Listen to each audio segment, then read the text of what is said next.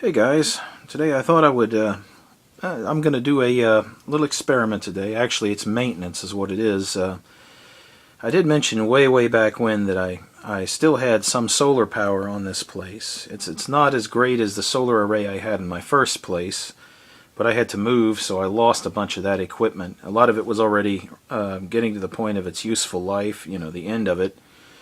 So a lot of it I just left behind, because there was no getting it back to its original condition anyway.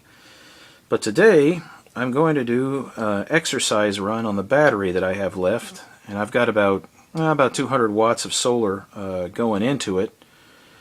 But anyway, I'll show you this and show you what I'm about to do. So here is what is left. This is all that's left of the once mighty solar power system that ran my house. Well, there's some up there. I've got a 1500 watt inverter up there, and I got a little 800 there, and that little 410 right there. I think I bought that about a year ago, somewhere in that neighborhood. That has been a really awesome inverter. That cable coming out, I got that routed over to the automatic transfer switch, and I got that hooked into a lighting circuit and a couple outlets in the kitchen.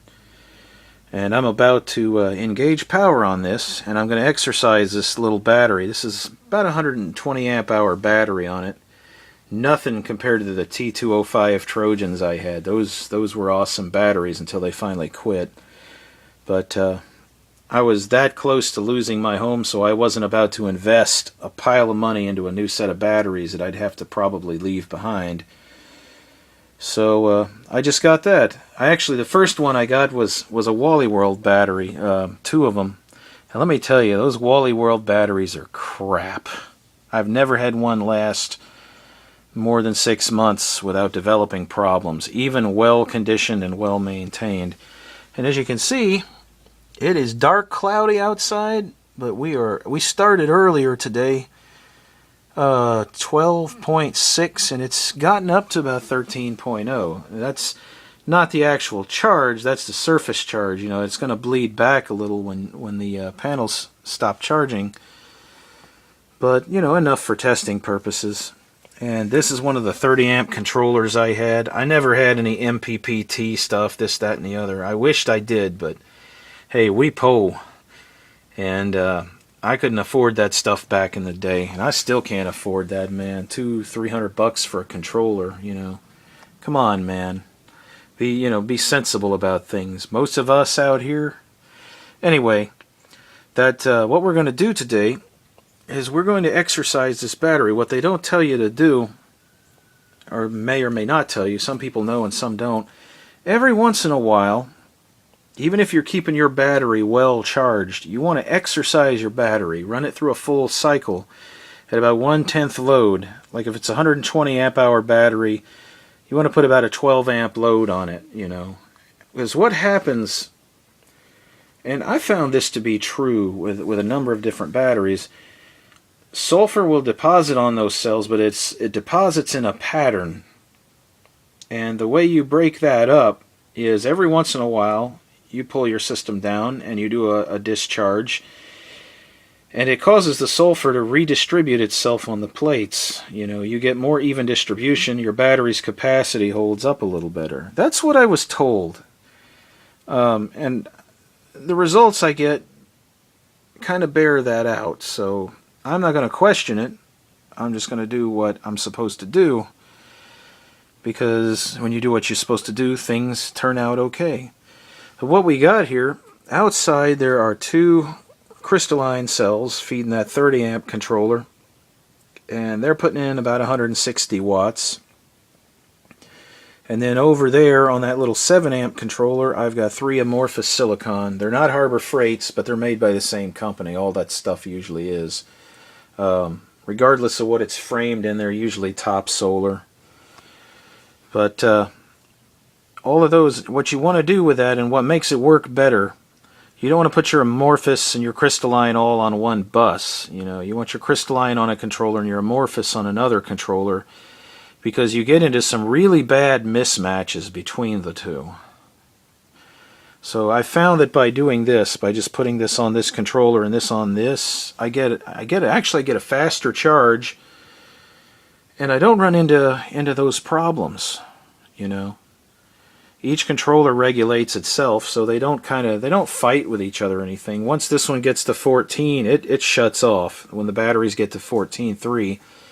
And then this controller just does its gradual taper down until it gets it to where it's holding it at 13.2. And it gradually does. I've watched this work, and the way it works is it'll start doing 14.3, 13, 14.3, 13, but then it'll start doing 14, and then 13.8, and 13.5. You know, it'll sit there and pulse, and then when it gets to 13.2, it floats. And out of all the controllers I've owned that were non-MPPT, which I've never owned an MPPT, but I've owned a lot of non-ones, this controller surprises me. It has maintained my batteries really well. I don't have to... the times that I've been just running that controller, I haven't had so much outgassing that I've had to top these off a whole heck of a lot. I mean, it's few and far between that you have to top this off, you know. So very little outgassing. Whoever came up with the algorithm for that controller, they were pretty smart. So my next controller will be another one like that, unless I get a Morningstar, or... This was all the starting stuff. This is what I began with, and this is kind of what I ended with. And I've still got some more panels over there in the corner I got to put out, but those are Sunforce, and that's what's out there. I got 3 Sunforces out there. My Harbor Freight's all died. My Sunsei's all died. You know, the amorphous crap. It was only a stopgap. But anyway, that's what we're going to do. So, I'm going to go ahead and flip this on. It's hard to do this through a viewfinder because everything is very, very small, and for a nearsighted guy, it just isn't good.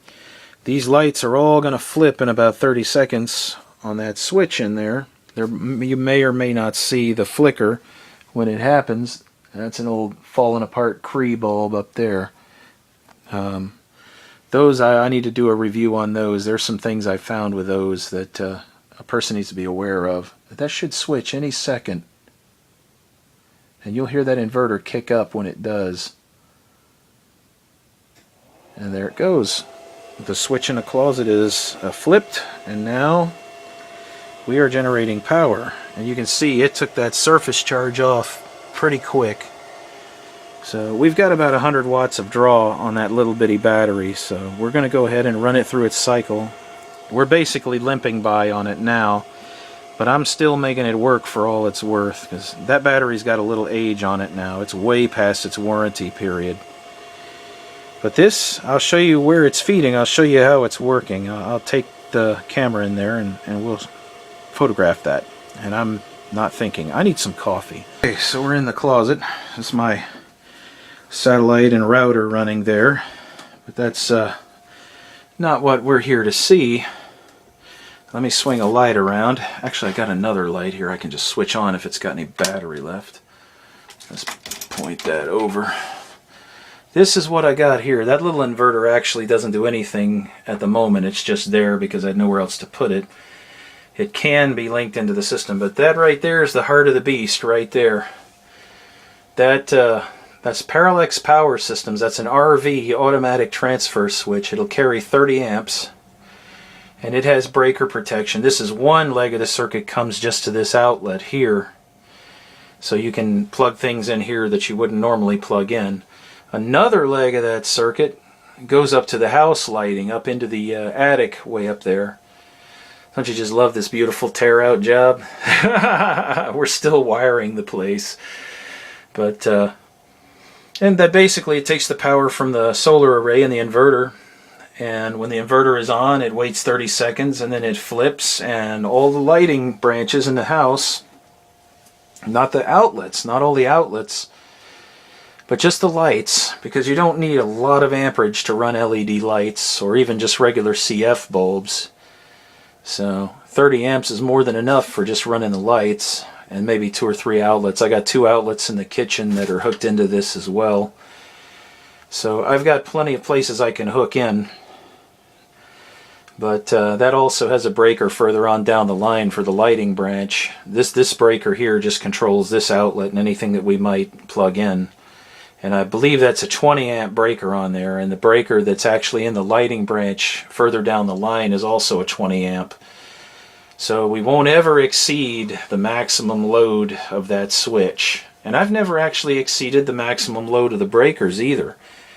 You know, even with the bigger inverters I've plugged into this in the generator, there's, you know, it's not gonna, I don't have anything that pulls that much power, you know, not even collectively on those circuits, so. But this, originally the way I had a battery in this closet, and it was down there on the floor. And what it would do, it would run that little 300. That was just a little emergency power source. And this thing, I had it where you could flip it one way or the other. It could favor the electric company for its switching, or it could favor the solar power for its switching. So that if you switch it around where it favors the electric company, the switch would engage and you'd be getting grid power to these circuits. And then when the power would go off, this little inverter would already be running. I had this turned on perpetually. So when the power went off, the automatic transfer switch would actually drop and it would pull off that battery down there. And the battery I used to keep just charged up with the solar panels. And it was just there in case something happened. But now with the rising cost of electrical power, I've configured it back around the other way because I'm going to set it to offset electrical cost. Charge during the day and then run at night until it depletes and then goes back to the grid. You know, for that time that it's running, I'm not paying the electric company for that. I'm using the power that I've stored. And that's basically how that works. That's what we're doing right now. We're exercising that battery. We got about 100 watts worth of load, and we're pulling off that battery until it hits a cutoff point, and then we're gonna just let it charge back up. I got a charger in there, and that's what I'm gonna do. And I've got some dummy loads hooked in. That cord right there, there's some dummy loads on the end of it, some lights and things. I'm trying to get the totals up, and that's what we're doing. Anyway, that's pretty much our project for today. Just exercising that battery, and you should do that at least once a month or so. Just run it through a full cycle whether you need it or not. And your battery, I found that over the ones that I've used and I've done that with, and the ones that I've not ever done that with, the ones that I've done a maintenance run like that on, they tend to go a little bit longer, you know, as far as their longevity. Lifespan, not run time, but lifespan, they seem to last just a little longer. And that little solar setup, coupled also with my little generator, they've gotten us by quite a few times. You know, the solar is good for keeping the lights up when the power is out, and then that little Harbor Freight generator, we just drag that around there and run a line in, and we can hook our refrigerator up and maybe a few other small appliances. And worst case scenario, we can hook the fridge up and we can bridge over to that switch and have the lights on the generator. It's not as stable a power output as an inverter, but it can get you by in a pinch. I really don't like messing my LED lighting up by putting them on that generator, but it's an option if you have to have it, you know. So that's pretty much today's project. I'm going to see how many hours it takes to run that down. And I've got a 12 amp battery charger over there, since we almost aren't getting any real solar today. It's very dark outside, but the camera doesn't do it justice. And this is just a good day to do it, a rainy day, you know, make sure everything works right. Hurricane season is not far off, just a few months away. And it's time to get all of those preps in place, especially all of you out there that are into prepping. You guys know this already, but a lot of y'all may not, you know, or may not be thinking about it. This is when you need to get your canned food together, and this is when you need to get something to cook it with, or be ready to eat it cold. Make sure you have a small generator or small power system. You know, you can pick up a Harbor Freight solar system for less than $100 in some sales, and some sales less than $200, you know. And it's just a bonehead thing, man. Get it out there, get it on a rack, get you a small set of batteries, and get you a switch, you know, or get you some lamps that you can plug into it. It actually comes with 12-volt fluorescent, compact fluorescents that you can actually, it comes with the cabling and the sockets for them. So in an emergency, it's a little crackerjack solution It doesn't make a lot of power, but it makes enough to run the lights so that you have lights each night before bed, you know. And let me tell you, after going through Hurricane Ike, anything you can get that provides some semblance of security, lights or some semblance of comfort, it's worth having. And never underestimate the importance of lighting, man. Having good lighting, you know, even lights. It makes a big difference when you can secure your property with light output. We had a lot of theft. We had a lot of things in our part of town that happened when I lived out there in Houston, down there in the Spring area. And I'll just say that I'm glad I live out here and not there. After about 14 days without power and a lot of other resources, it was a zoo down there, man. It was a zoo. It was like gunshots and stuff getting stolen. All kinds of stuff, you know. People start getting antsy when they can't feed their kids and they can't light their homes and they can't flush their toilets.